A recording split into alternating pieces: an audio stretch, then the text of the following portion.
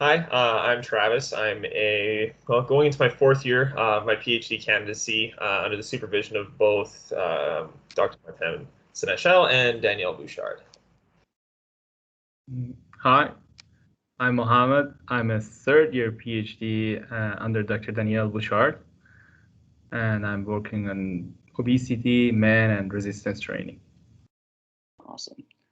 So did you guys have any other options in terms of different schools or programs in mind before deciding to do a PhD at UMB?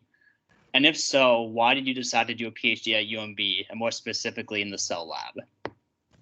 Yeah, I had a couple options. I'm from Winnipeg originally, and I was debating whether or not I wanted to stay home or looked at a couple other different schools. Ultimately, coming to UNB and working with Danielle and Martin came into a couple different things.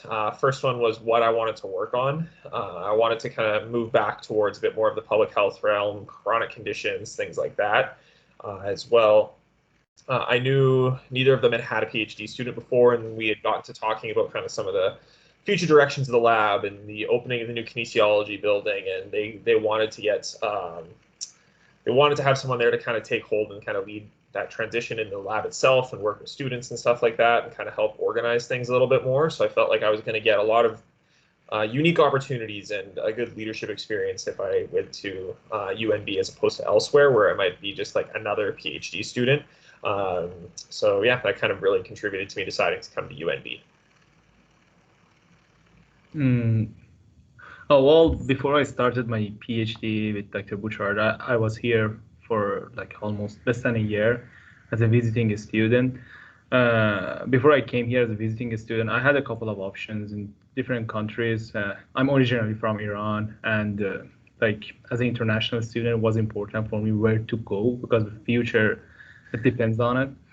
And at the time, I was following Dr. Bouchard's like papers and the teamwork in CELLab, and I found that her field of study I liked it most, and it was more public health, like practical aspects of exercise science, like for chronic conditions, aging.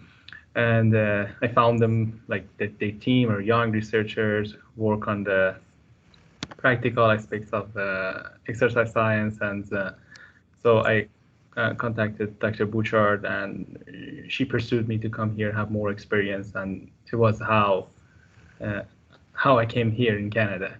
And after like almost a year experience working together, she pursued me to have a PhD and to like have a degree here in Canada, and so we did it. So what were some of you guys' expectations before starting your PhD in the CELLab, and were those expectations actually met? Yeah, so I had worked with Danielle specifically actually prior to coming here, and I had spoken to Martin a few times, and they'd kind of laid out what they were hoping. Like I'd said before, kind of getting some of the organizational stuff and a bit of leadership skills down.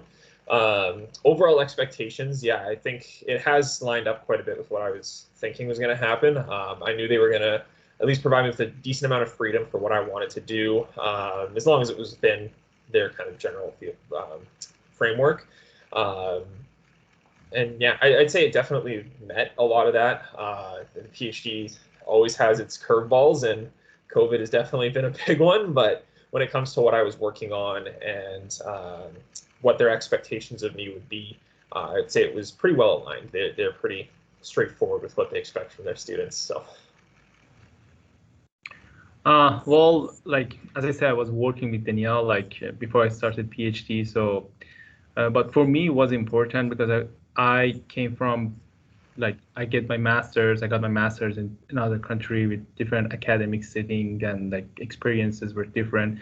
It was important for me to be involved in each aspects of the like doing the research, doing it like running the project, and the like variety of aspects of it, and how I can be involved, how like I can learn. So those like the most important for me to be involved and like having kind of leadership, work as a team, and because I was new here, and I found and you Miss CELLab and Danielle and Martin and Tim, they are doing a great job in this aspect. So kind of building on that, how was your experience working under the supervision of Dr. Sénéchal and Dr. Bouchard? And what can potential students expect when they do a PhD under their supervision? So I'm one of the few who, or actually I think I'm the only one still, who's under both of them. I know Mohammed's a little bit more focused on Danielle, so I'll focus on Martin for the most part. Their expectations are definitely high. Yeah, it's definitely a lot of work. You can expect a very high threshold for what you should be accomplishing. They're very driven. Expect to be pushing papers and constantly writing. And I know in some labs there's a tendency to kind of not have too close of a relationship with your supervisor. And I know I've had friends who have had situations where they need to kind of push to see their supervisor and push to have publications happen. And that is not going to be a problem in the cell lab for any student. They're very, I know Martin specifically is very detail oriented. He wants you to have a well thought out plan. He's going to challenge you on decisions. He's going to challenge you on the way things go, and make sure that you understand what's going on and that you're hitting the potential that he sees in you and that you have for yourself. He's not going to let you fall short. He's going to push you as much as he feels like you can take, and it really expect to be productive, but expect to put in some long days as well. Yeah, as Travis said, the expectation is quite high. Since I'm working with Danielle, it's been now 3 years in my PhD, and what I like about her is she's all the time supportive and at the same time pursuing you to do your task and involve you, and you're the leader in your project, and teaches you every aspect of your project, how to do it very well. So that was very important for me. For example, different aspects, your data collection, your interacting with participants, the testing, stats, writing skills. Each of those skills, she put a great deal of time on it, and to make sure that you're in the right way, you're doing a great job, and at the same time expect you to do it very well. So I found it very pursuing, and its expectations are high, but it's enjoyable. How responsible were you for coming up with the main idea or design of your project? And also, what responsibilities did you have with your own project, I guess? So we had tossed a couple different ideas out for what I could do and what I wanted to do. Ultimately, what we selected was kind of a combination of what I would like to have done and what the direction of the lab was itself. I mean, that's why I was here, because of the direction Danielle and Martin were taking things. That said, I feel like I've had a lot of freedom into what is going to be done. I've taken a lot on for our actual layout, the design of the projects.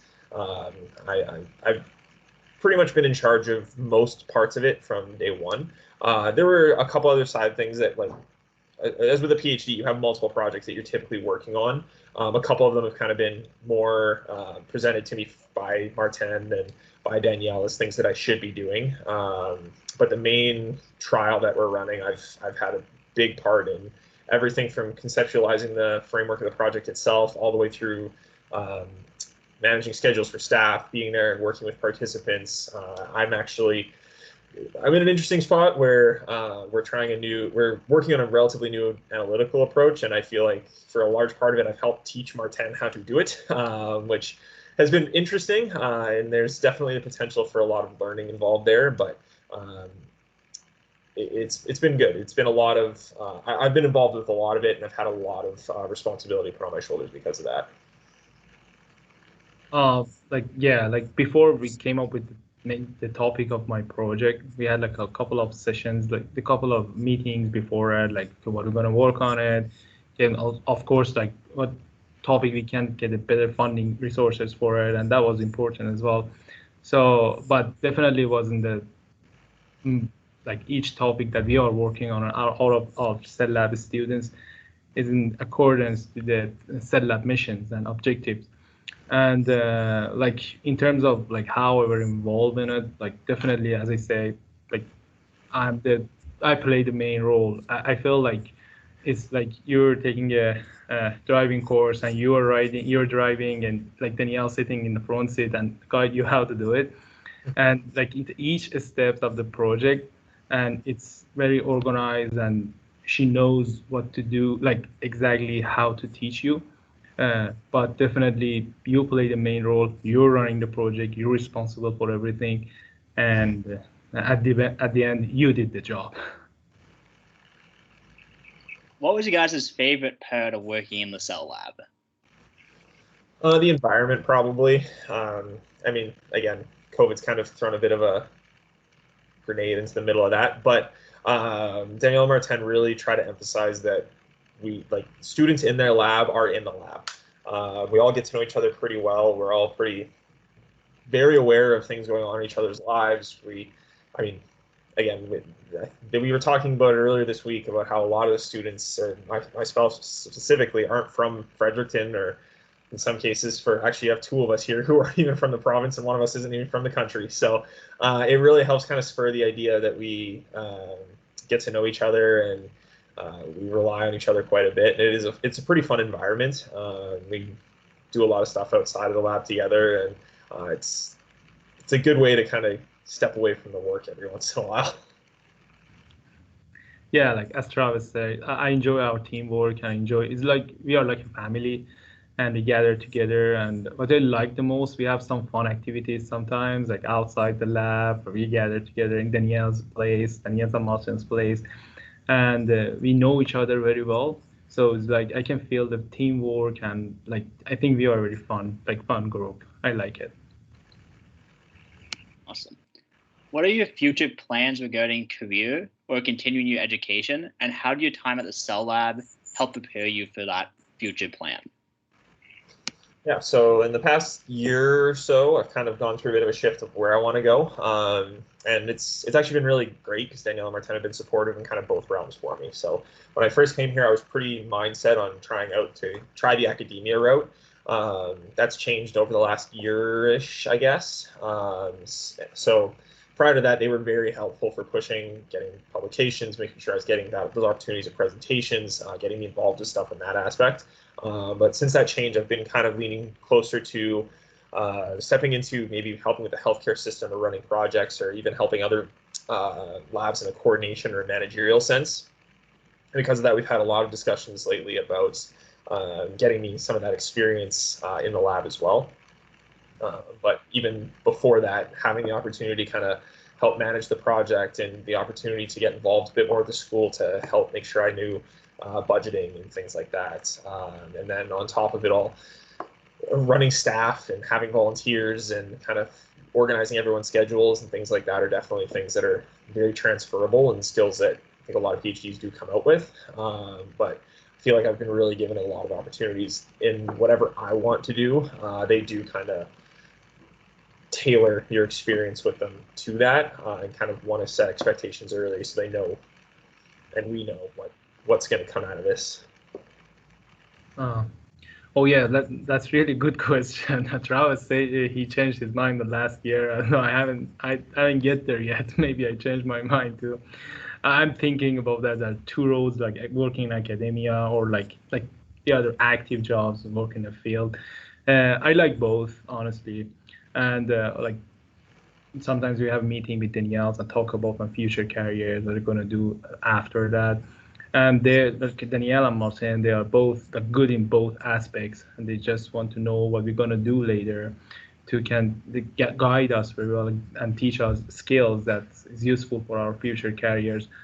And like personally for me, like I chose PhD with Danielle because I was new here, I was new in Canada, and I needed some time to know everything, try people, like improve my language skills, and to build myself up better to be ready to work after graduation.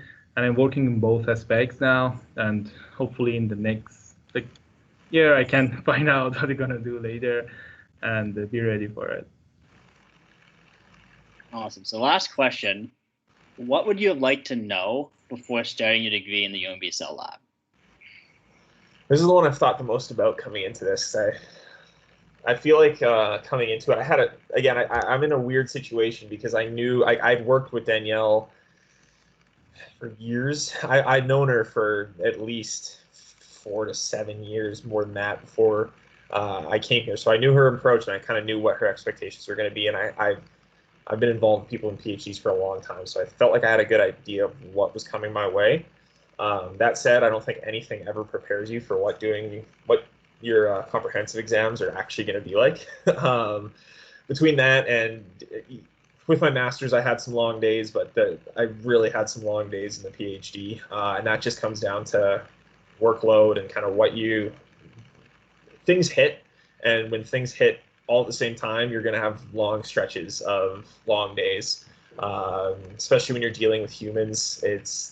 When you've got human participants for long-term research studies, you're at their will for what they want. And even thinking I was ready and knew kind of what was coming that way, I don't think you're ever really prepared when you're the one in charge of the project, and it all comes back to you. And I'd say, yeah, comprehensive exams, I wasn't really fully prepared for what that was going to be like. And then, yeah, I would say how long some of the days can get is a little thing that you might want to think a little bit about before you make the commitment.